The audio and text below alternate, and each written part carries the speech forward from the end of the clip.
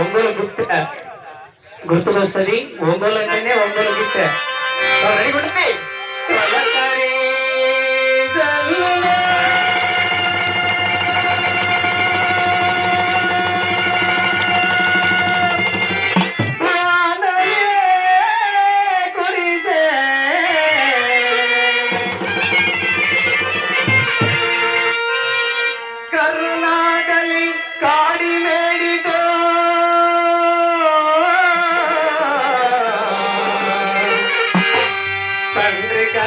చేరితివా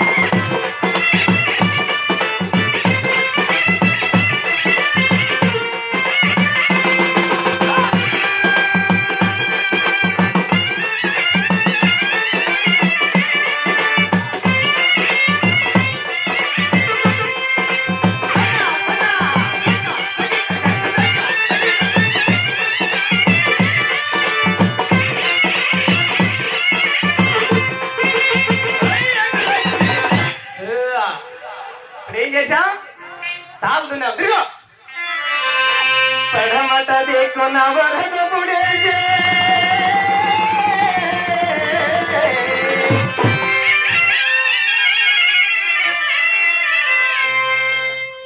మా పల్లెటూరులో సార్ ఈదరబాబు గారు మా పల్లెటూరులో సార్ చాలా అద్భుతంగా జరిగింది.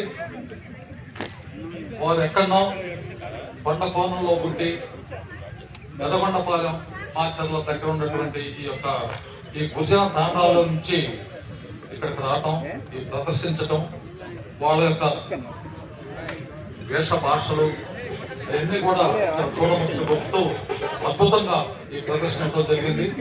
ఈ ప్రదర్శన ఏర్పాటు చేసినటువంటి మన ఎన్టీఆర్ కళా పరిషత్ వారికి ప్రత్యేకమైనటువంటి ధన్యవాదాలు.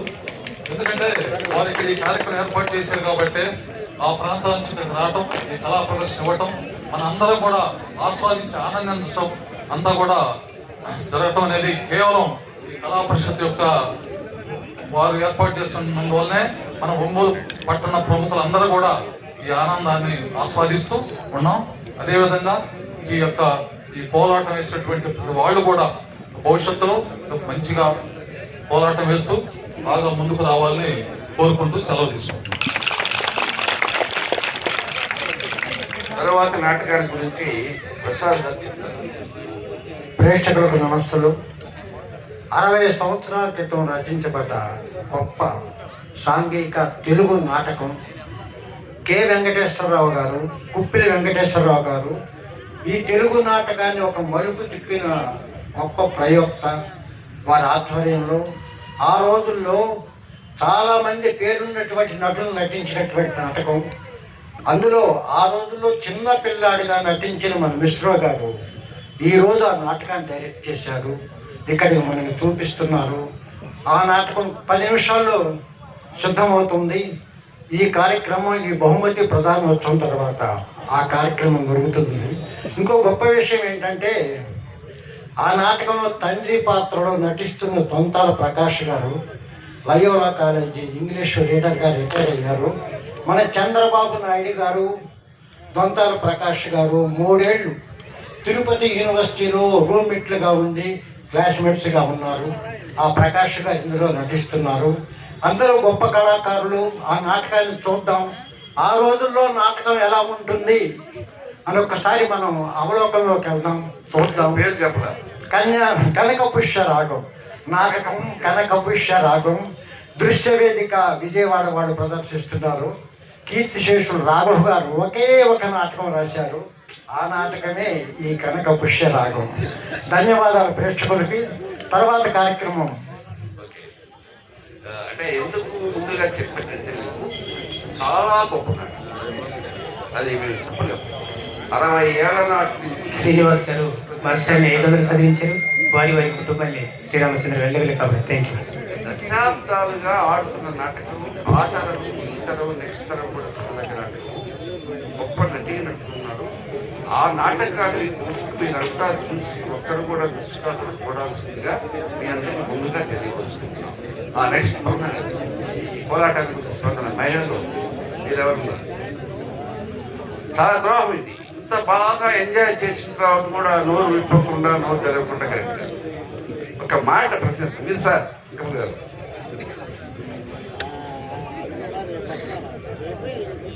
అందరికీ నమస్కారాలు. ముఖ్యంగా కళా పరిషత్ అధ్యక్షులు హరిబాబు గారికి నా నమస్కారం. ఈ గారపేట విలేజ్ నాకు బాగా తెలుసు. మేము ఒక 3 సంవత్సరాలు అక్కడ రక్తహీనత ప్రాజెక్ట్ మీద పనిచేసాం. అక్కడ వాళ్ళు రిసీవ్ చేసుకునే పద్ధతి కానీ, అక్కడ ఉన్న పెద్దల పరిస్థితి కానీ చాలా బాగుంటుంది.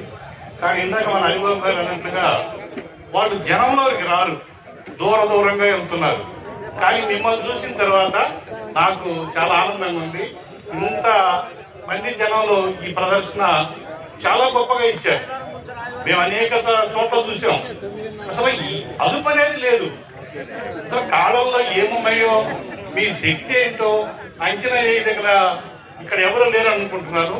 ఇంత మంచి కార్యక్రమాన్ని మీరు మాకు ఇచ్చినందుకు మీకు ప్రత్యేకంగా నమస్కారాలు తెలియజేసుకుంటూ సెలవు తీసుకుంటున్నాను. వచ్చేసి మంది వేసుకుంటాను సార్. అప్పుడు వారి సత్యమని ఏమంటారంటే, అయ్యా నాకు